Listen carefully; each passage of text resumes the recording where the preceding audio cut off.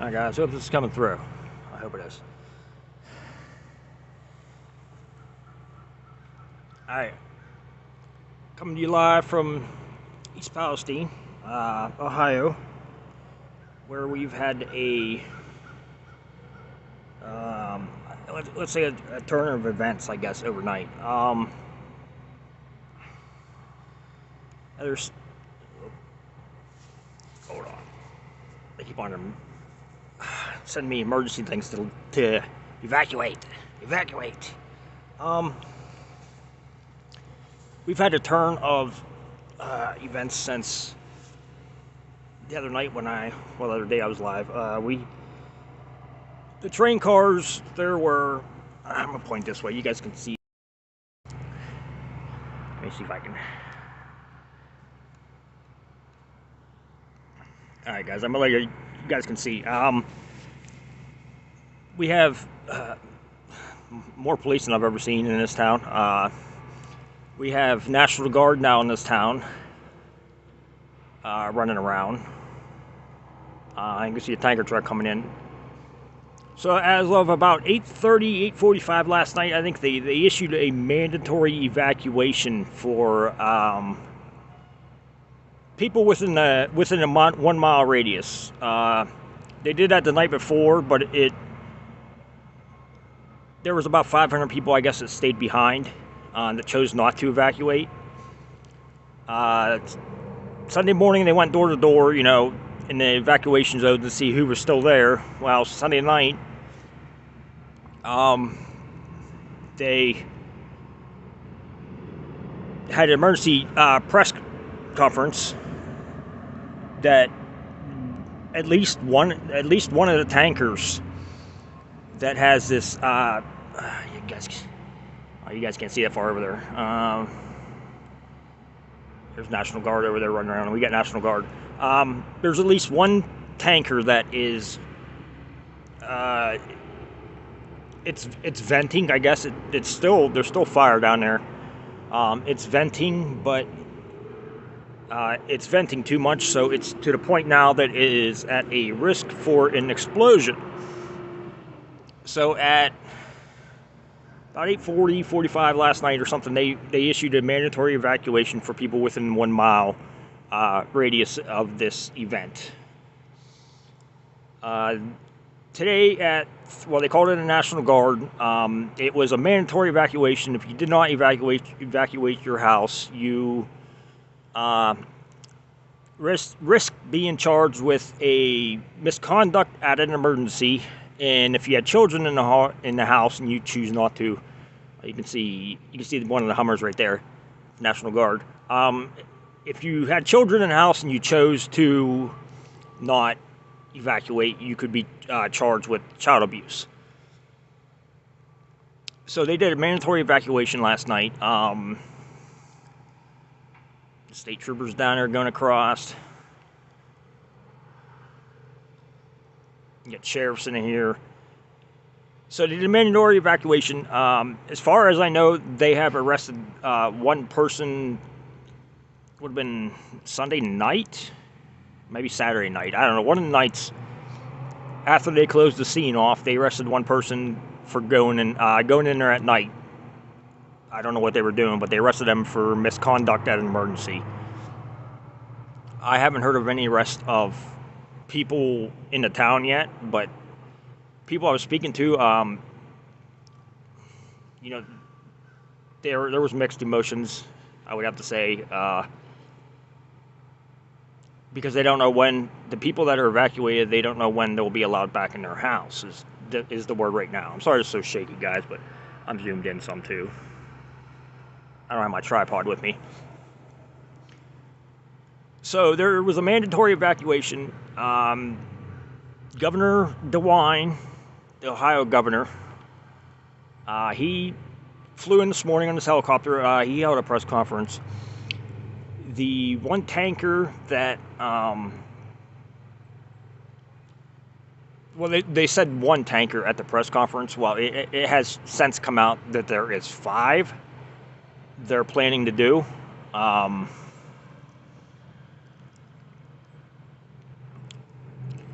So they're going to try at 3:30. So about a half an hour from now. Let me get right my other phone here, guys. Yeah, well, less than half an hour, about 27 minutes from now, they're going to try to do a controlled release of these tankers, okay? So that means they are going to take, and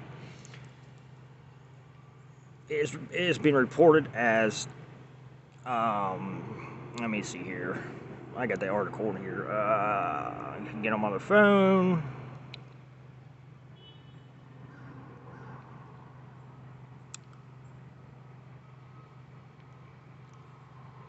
Okay, so they plan on doing a controlled release. They're gonna puncture.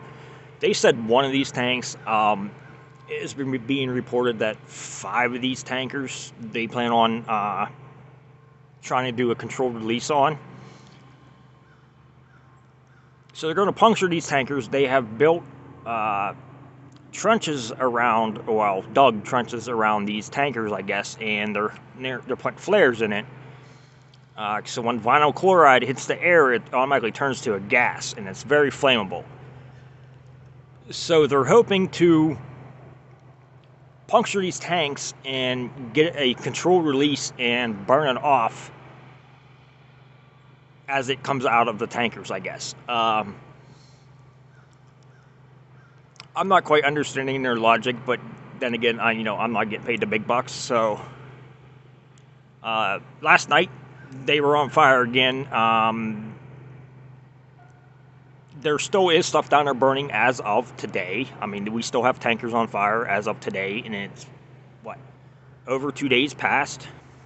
They still have not put fires out. So last night we had a flare up, I guess, one of the tankers, and they were worried about the temperature rising.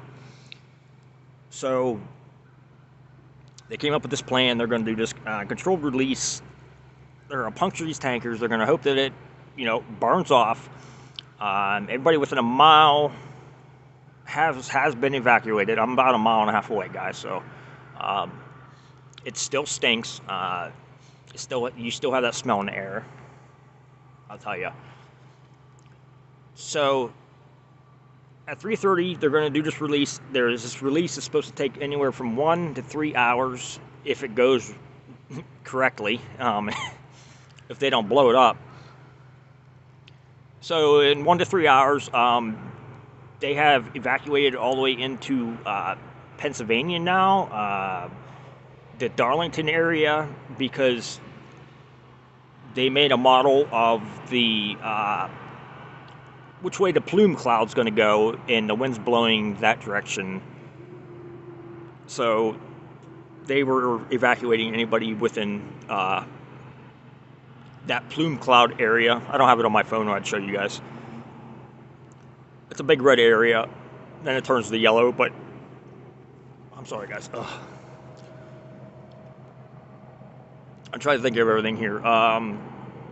This chemical has been found in the water. As you see the stream running down through here,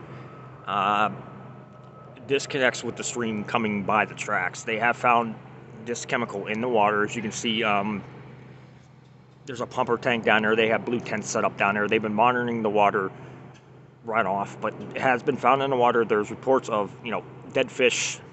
The stream flows into the Little Beaver Creek, and then Little Beaver flows into the Ohio River. I'm not sure either the creek or the river. I'm not sure which one was the fish were reported dead at, but there has been reports of mass dead fish in either the creek or the river. It's not the stream because it's not deep enough to have fish in it.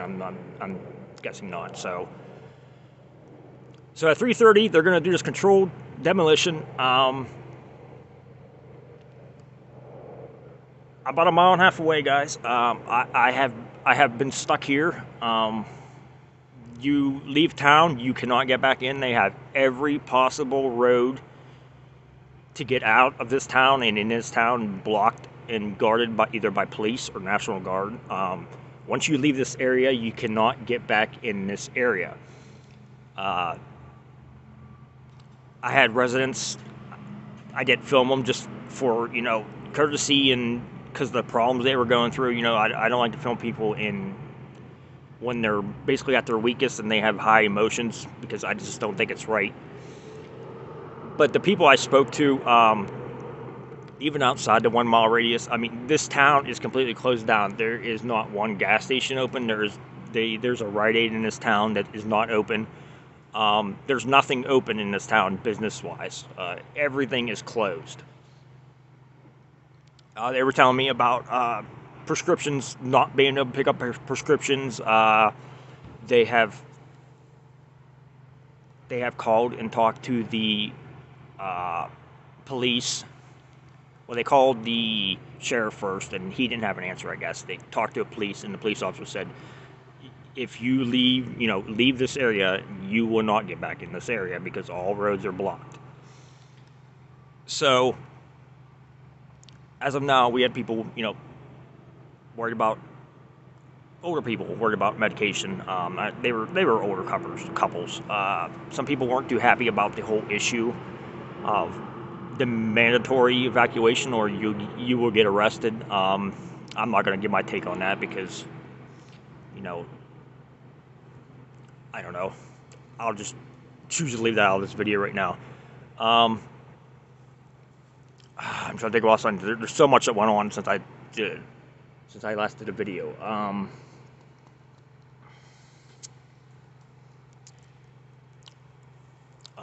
gonna say that's about it, guys.